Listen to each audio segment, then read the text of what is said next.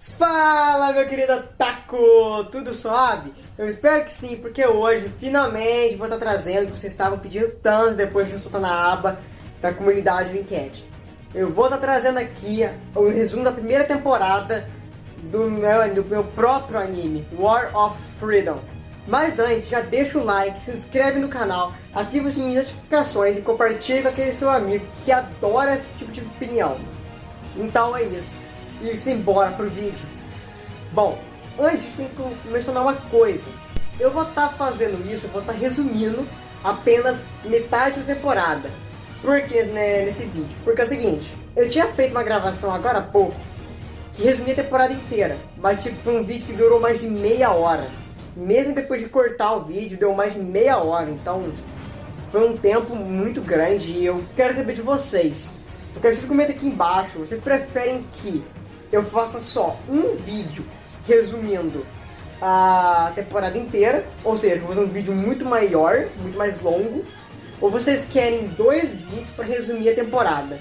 Querem você vídeo de 20 minutos, até porque, mano, esse vídeo que deu meia hora, mano, vai ter, é a menor temporada, tá ligado? Vai ter 12 episódios, no caso 36 capítulos que eu escrevi até o momento. Então, tipo, vai ser muito grande, vai ser um vídeo muito grande, ou se fizer um vídeo muito curto, pra resumir em um só temporada, um vídeo só, vai ser um vídeo muito mais explicado.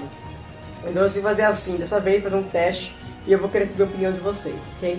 Mas então bora começar. Bom, qual que é o enredo da história? Bom, a obra começaria no ano de 2050, quando nessa época tinham 10 bilhões de pessoas já. Até que nesse ano, acabou sendo aberta várias ravinas no chão da Terra. Em todas as cidades, países, no mundo todo, várias ravinas. Isso começou a liberar alguns gases. Esses gases não faziam mal em nenhum, pelo menos na teoria, né? E ficou assim normal durante 50 anos. Até que no ano de 2100, monstros começaram a sair debaixo da Terra e extinguir a população toda. Começaram a matar várias pessoas e tudo mais, e as pessoas foram morrendo. As pessoas não tinham armas para lidar com essas criaturas. E então, no ano de 2150 já tinha menos de 2 bilhões de pessoas, até que nesse ano eles começaram a conseguir lutar contra esses monstros. Bom, a obra começa no ano de 2200, a obra começa no ano de 2200, e nessa época tem apenas 10 milhões de pessoas vivas. E aqui a gente começa a história. Bom, o protagonista que tem a aparência desse fundo de tela aqui, né? O nome por qual ele é conhecido na obra normalmente é Death School, porque vocês vão entender. Bom, aí vamos começar a história. Bom, uma pessoa está correndo num deserto, vai explicar o motivo mais pra frente, e no meio de uma névoa, até que essa pessoa tropeça e ela é salva pelo protagonista, porque esses monstros, eles iam matar essa pessoa. Esses monstros, quando saíram da névoa, tinham uma aparência meio que de cachorro, só que sem pele, era puro osso. É como se fosse um esqueleto com vida. Só que eles tinham um formato um pouco diferente, eles eram um pouco mais largos, um pouco mais robustos. E era um quadro no total, o protagonista aparece e mata esses monstros sem a menor dificuldade. Como é que resume a aparência do protagonista? Bom, ele parece o Death Gun de Sword Art Online, só que em vez no braço ter essas faixas aqui, é pura armadura de metal. A mesma textura, como se tivesse umas rodelas de metal assim mesmo, só que é uma armadura que aqui na parte do ombro, do pulso, acaba sendo maleável. E a aparência dele é basicamente a mesma do Death Gun. Suas armas incluem 2 Magnums e uma Shotgun. As Magnums ficam no quadril dele assim, uma em cada lado, e a Shotgun fica nas costas dele. Pelo menos é isso que aparenta que ele possui. Ele leva essa mulher que ele salvou de volta para a cidade, e com isso ele acaba indo para um assalto. Nisso ele vai perseguir o cara que roubou a bolsa da outra mulher, e com isso ele acaba encurralando esse cara num beco e atira nele, né? Mata ele com um tiro na cabeça. Com isso, no fim da noite, ele acaba indo ver a reavaliação de ranking. O que seria isso? Existem 5 áreas nesse mundo e 6 rankings. Mas que eles vivem na Terra, tá? Normal. Essas pessoas são normais. Não tem ninguém que tenha força para levantar uma casa ou velocidade da luz. Não. Pessoas normais ou levemente mais fortes que uma pessoa comum. Então, existem 5 áreas. O deserto ósseo, que as criaturas são literalmente cães feitos de ossos, puramente ossos, esqueletos modificados. Tem a Floresta Negra. A Floresta Negra é um lugar que a grama é morta, terra preta, árvores completamente negras, não dá pra ver o sol, as nuvens negras cobrem todo o local. Como se estivesse à noite mesmo, lá possui lobos, meio pretos, literalmente sombra, como se fosse um bicho papão no Harry Potter. Tem a Iceland, que é a terra do gelo, que é completamente gelo, montanhas de gelo completas. E lá a temperatura normalmente chega a menos 40 graus. Normal a temperatura chega a menos 40 graus lá. E lá tem criaturas como literalmente gelo puro, gelo em forma de monstro. E criaturas como monstros peludos de gelo. Não sei dizer exatamente como seria isso. Tem a Terra de Satã, que seria uma terra de puro fogo, já é o oposto da Iceland. Aí a Terra de Satã é um lugar que é normal chegar a 60 graus. Quando tá frio lá, tá 50 graus. Mas o normal mesmo é 60 graus para mais. Lá tem criaturas como fogo vivo, magma vivo, criaturas vermelhas, voadoras, assim, monstruosas, cospem fogo e tudo mais. E tem o desconhecido. Esse lugar aí é completamente diferente, estranho, um lugar que os monstros são gigantes, tipo 4, 5 metros, é bem grande. Lá não tem um padrão climático, pode estar chovendo ácido um dia, pode estar chovendo pedras um dia, outro dia pode estar o céu limpo, outro dia pode estar terra arenosa, outro dia pode estar terra sólida. É completamente aleatório quase tudo no ambiente. E as criaturas já estão acostumadas com esse tipo de coisa. Temperatura também, pode estar um dia menos 2 graus, outro dia pode estar 30 graus, outro dia pode estar 112 graus. Então é um lugar muito difícil de explorar. E existem 6 rankings. Bronze, prata e ouro são os rankings inferiores. Esmeralda, rubi e diamante são os rankings superiores. Se você é do ranking bronze ou prata, você não pode explorar nenhum desses lugares sozinho. Você tem que ir com um grupo ou pelo menos um trio. Ouro pode explorar o deserto ósseo. Esmeralda pode explorar a Floresta Negra. Rubi pode explorar a Iceland. E diamante pode explorar a Terra de Satã. Você não pode ir sozinho, não importa o seu ranking, você não pode ir sozinho no desconhecido. Você tem que ir se você for de ranking diamante, você tem que ir com um grupo de pelo menos 5 pessoas. Sendo obrigatoriamente pelo menos um deles médico, pelo menos um de longo alcance, pelo menos um de curto alcance e pelo menos um de médio alcance. E o outro você faz o que você quiser com ele. Tem que ser tanker, foi mal. Então tem que ser 5 no mínimo. Então tem que ser uma equipe equilibrada e tudo mais. Pra você ter rank rubi, tem que ser um esquadrão inteiro. E rank esmeralda nem tenta pedir. Você pode pedir o quanto quiser, pode implorar o quanto quiser, que você não vai poder ir lá. A associação de caçadores não vai deixar você ir. E lógico, tem um certo lucro. Quanto maior o seu ranking, mais dinheiro você ganha. Se você vive no ranking bronze ou prata, seu salário é bem ruim. Você mal consegue viver, mal consegue viver. Com o ranking ouro, você consegue sustentar uma família de 4 pessoas, com dificuldade. Ranking esmeralda, você ganha dinheiro legal para sustentar sua família e ainda sobra um pouquinho. Se você é do ranking rubi, aí você já é considerado uma pessoa de alta classe. E se você é do ranking diamante, você já é rico, você já é milionário. E bom, seguindo disso, após ver essa revelação de ranking, lembrando que o protagonista de ranking esmeralda, ele volta para casa e de repente um vendedor de escravos começa a falar com ele para ele comprar um escravo com ele, comprar uns escravos aí que ele de dinheiro, né? O protagonista se nega e diz assim, abre aspas, por que eu não deveria prendê-lo agora por estar vendendo escravos? Fecha aspas. O cara responde que, bom, eu vi você matando o cara lá, o bandido que roubou as coisas ali da mulher. E lembrando que caçadores não podem matar humanos. Você deve usar, o máximo que você pode fazer é prender. A não ser que as associação de caçadores liberem isso. Eles não liberaram, então ele poderia ser demitido desse emprego se ele não... Se ele fosse entregue ele. Entregasse ele falando que aconteceu isso. Então ele foi lá na banca e viu que estava cheio de escravos, tipo dezenas de escravos. Então o protagonista olha tudo aquilo ali e tal, ele acha agonizante, tipo, dá ânsia de vômito nele, até fala isso. Bom, o protagonista abre aspas e fala, você sabe por que eu deixei você me levar até aqui? Porque eu simplesmente poderia soltar todos eles e você não faria nada a respeito. Eu não tenho medo disso. Você não vai sair daqui. O vendedor de escravos tenta ameaçar ele, dizendo que eu tenho clientes muito fortes, eles vão te matar. Mas ele responde: podem vir quantos quiser, eu matarei todos se for preciso. Então, com isso, seguido disso, ele saca sua maga numa velocidade incrível e dá um tiro nele, na cabeça, dando morte instantânea. Com isso, ele libera todos os escravos, e até que ele vê que ele libera uma menininha. Essa menina tem uma aparência ruiva, né, um cabelo ruivo, olhos vermelhos e roupa completamente desbotada. Tipo, como é que eu vou explicar? Vamos dizer, sei lá, trapos? Acho que vamos dizer isso, trapos, tá vestindo trapos. Então, ele solta todos eles e a menina pede ajuda, porque ela tá com fome, tá com sede, tá doente. Então ele fala assim: menina, você quer então morar comigo? Então, eu dou comida pra você, dou água, dou roupa boa, o que você acha? Bom, ela aceita, só que ele fala assim: tá, mas vai ter que fazer uma coisa também. Você vai ter que trabalhar, filha. Você acha que vai viver na minha casa aqui sem fazer nada? Tá fácil, né? Então ele fala pra ela virar uma caçadora também. Ela no início ela fica meio recusa de fazer isso, mas ela não tem muita escolha, ela não é literalmente forçada a isso. Se ela quiser, ela não trabalha disso, ela também não vai morar com ele.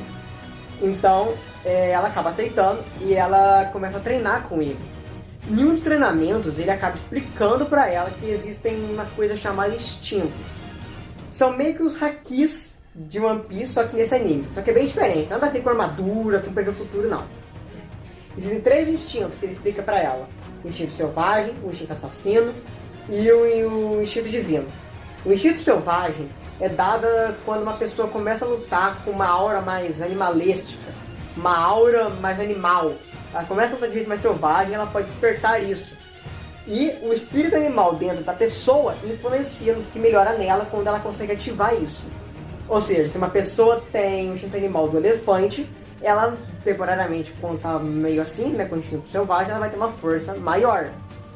Óbvio, essa pessoa não vai ficar com a força de um elefante.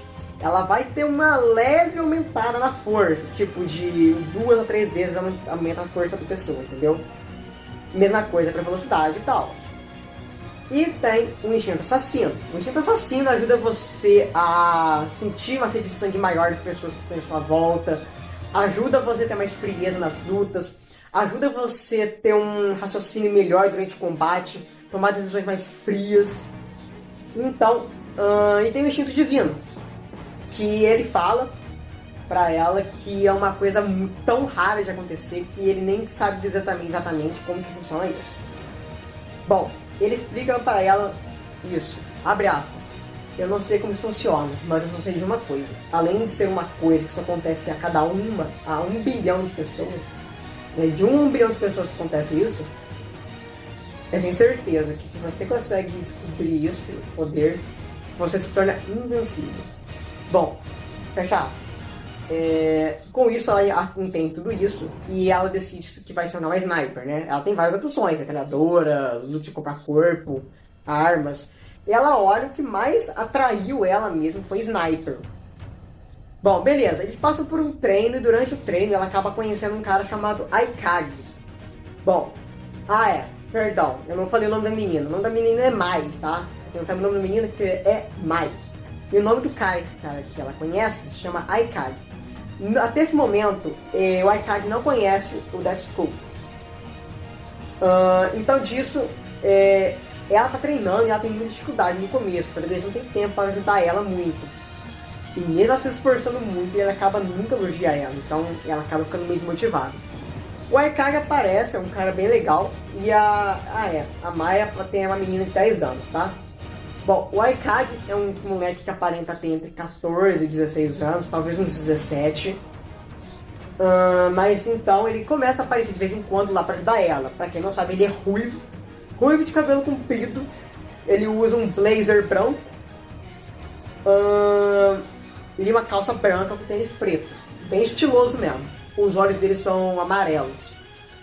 Bem da hora, né? Aí ele começa a ajudar ela. Tipo, você precisa de ajuda com isso, tal, ele começa a dar umas dicas pra ela de como melhorar a mira dela e tal. É um cara de gente boa, vocês não precisam se preocupar se ele vai fazer coisa ruim no anime. Aí já fala assim, por que você tá dando esse spoiler então? Podia ter gerado curiosidade, porque já vai apagar todo... Só nesse vídeo aqui que eu vou explicar agora, só nesse vídeo já vai limpar qualquer possibilidade de ele fazer isso.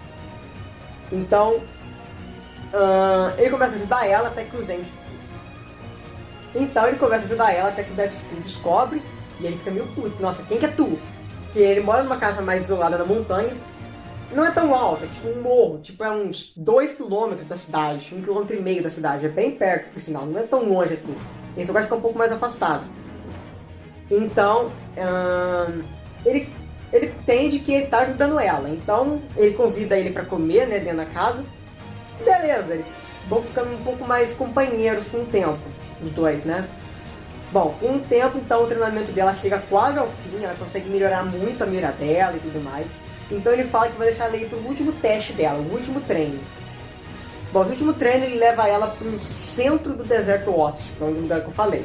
Lembrando que só gente de ranking ouro consegue ir nesse lugar sozinho. O que ele faz? Ele fala assim, você, para concluir seu treino, você tem que ir daqui até lá em casa. Você tem 12 horas para chegar lá em casa. Agora é meio-dia, você tem até meia-noite para chegar lá em casa. Aí ele fala assim, beleza.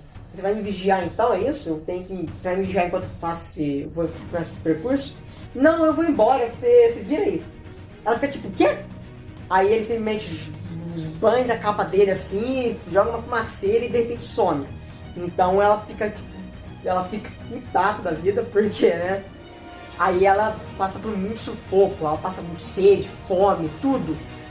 Até que ela consegue encontrar um cacto com muito pouca água, mas o suficiente para evitar que ela desmaie. Ela consegue ir andando no caminho certo, pelo menos, né? Ela consegue andar pelo caminho certo. E então, ela acaba encontrando algum daqueles cachorros de ossos que eu falei antes, e alguns esqueletos. Com dificuldades, né? Ela mata alguns deles. Ela tem uma certa dificuldade. Ela sofre umas arranhões e tal. Acaba levando um murro ainda do esqueleto. E do cachorro acaba levando uma mordida no braço. Mas é normal, ela tá se acostumando, tá calor, mas ela tá muito quente, gente. É um deserto, tá tipo 50 graus de temperatura que tá lá, tá muito quente. Fora que ela não tem muita água, então é normal que ela tenha dificuldades. Mas no fim de tudo ela consegue matar os 4 cachorros e os 2 esqueletos. Você vai falar assim, nossa, mas ela nem tinha experiência em combate, quanto tempo ela ficou treinando pra isso? Bom, nesse meu tempo, desde que ele começou a treinar ela até a hora que ela foi fazer isso, foram 3 meses. Né, de passo de tempo, foram 3 meses, e também ele teve que levar ela com ele numa hora no deserto ósseo para ela aprender a ter frieza para matar esses monstros, porque no começo ela não consegue, ela fica com dó dessas criaturas, mesmo que sejam criaturas que querem matar ela. Aí o protagonista dá uma mensagem moral nela, falando que, nossa, então você está falando que matar alguém que quer te matar para você sobreviver, ou matar alguém para proteger alguém que você ama, isso aí então seria uma coisa errada? Não seja inocente. Existem coisas que você precisa fazer, mesmo que pareçam erradas. Mas no fundo são a coisa certa de se fazer. Depois de muito tempo, ela acaba pensando, aí Kage conversa com ela, o protagonista é meio frio nesse começo. E ela aprende que tem que sim matar eles, então ela não tem tanta dó nesse mais agora, mais pra frente, ela tá acostumada. Então, ela vai passando o tempo e tal, até que ela fica tipo a 2 horas de caminhada até em casa. E ela tem até meia-noite, são 9h30 da noite. Até que ela vê alguns esqueletos correndo na direção dela. Quando ela se prepara para lutar com a sniper, eles veem que em vez de atacar ela, eles estão fugindo. Por quê? Porque de repente aparece um mamute gigante feito de puro osso. Aí você fala assim, qual é o tamanho desse mamute? Uns 6 metros de altura. Uns 6 metros de altura e de largura deve ter uns 9. É muito grande. E tipo, ele começa a avançar pra cima dela e ela passa muita dificuldade nessa luta. Ela é quase pisoteada várias vezes. As presas dele arranham ela várias vezes, ela começa a sangrar bastante. Ela não quase consegue acertar tiro nenhum. Os tiros que ela acerta quase não afetam a criatura. E então fica muito complicado. Ela começa a ter dificuldade. Então ela começa a ter. Aí então ela começa a pensar, eu vou ganhar, eu vou levar a sério essa luta aqui.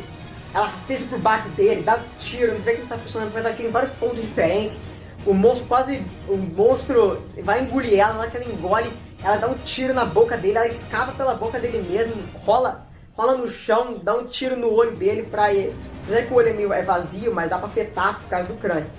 Então ele dá uma marcada pra trás, até que ela finalmente consegue achar um ponto fraco. Ela acerta uma das duas presas dele, e uma das presas quebra facilmente. Um tiro de sniper.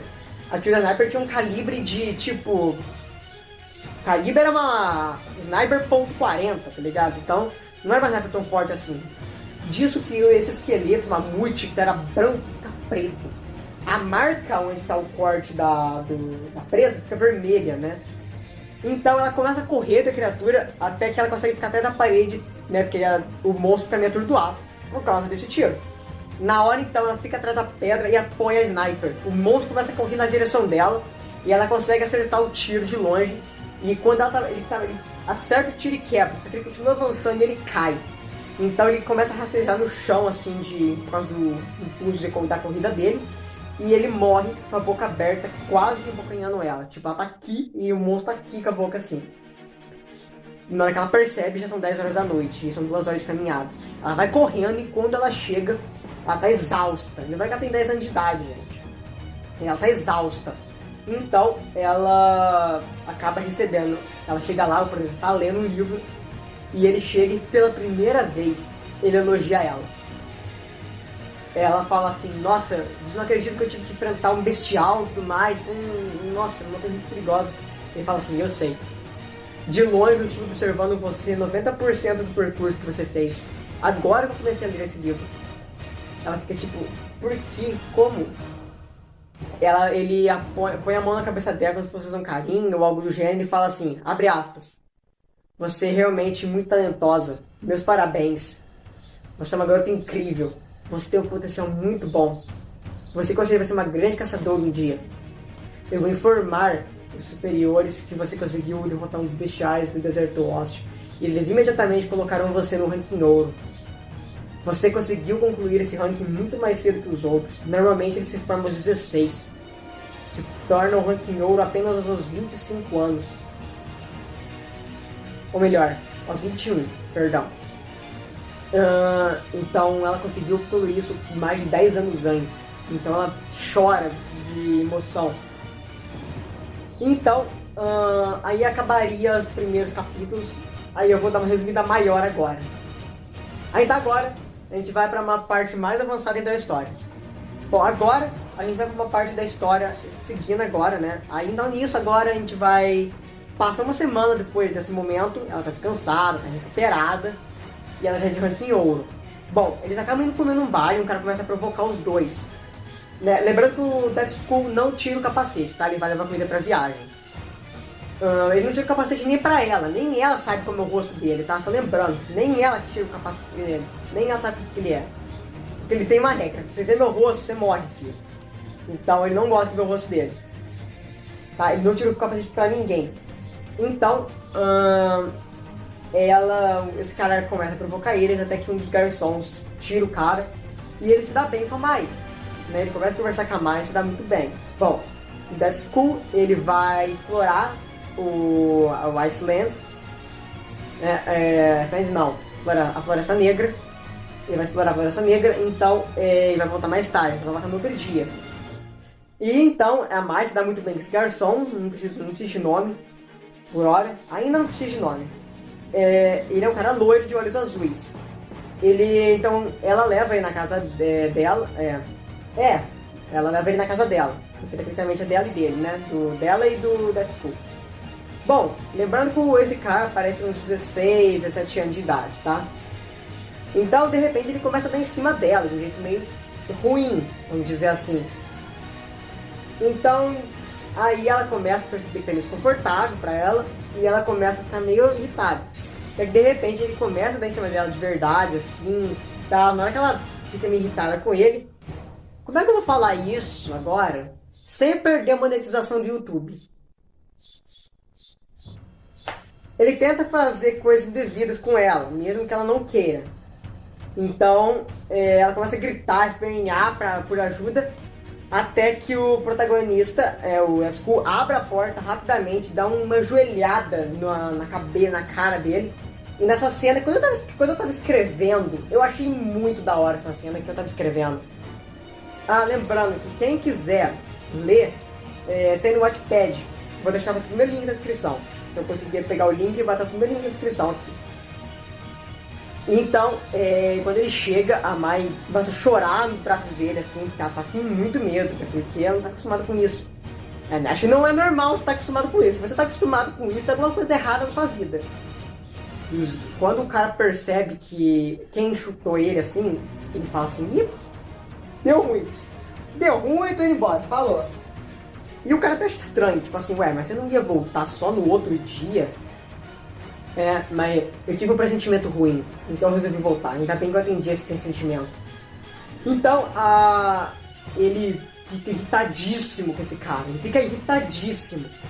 Ele pergunta pra Mai, o que quer que eu faça? Porque foi você que quase foi...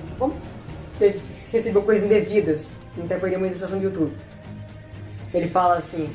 Ela fala a pior frase que se pode falar pro Death School com relação ao inimigo. Ela fala a seguinte frase: faça o que quiser, ainda chorando. E mano, você sabe que você tá ferrado quando você fala isso pro protagonista. Porque, mano, você tá ferrado. Com isso, o protagonista, ele faz uma cara irritadíssima. Então, o cara vai tentar atacar ele e ele saca uma lâmina do quadril dele aqui. Tipo, não tem as lâminas, não tem as magnos no canto aqui. Então, logo assim, na parte da altura do rim, assim, ele tem duas lâminas. Com isso, ele corta a mão dele, do garçom, e ele atordoa a Mai. Com isso, ele leva o cara para um porão, que a Mai só vai descobrir esse porão lá pro fim da obra. E a Mai não tá sabendo de nada disso, até que aparece o Death School, desce lá embaixo, e uma semana depois mostra que o moleque tava torturado todo, arranhado, cortado, maltratado lá embaixo, como se fosse uma forma do Death School fazer ele pagar por que ele fez, porque era claro que ela não era a primeira. Então, aconteceram coisas que o moleque, tipo, ele desejava a morte ou a tortura, ele preferiria a morte. Então, Death School fala uma das frases mais icônicas dele, né? Cada uma tem um detalhe diferente, mas a frase é mais sempre no mesmo sentido.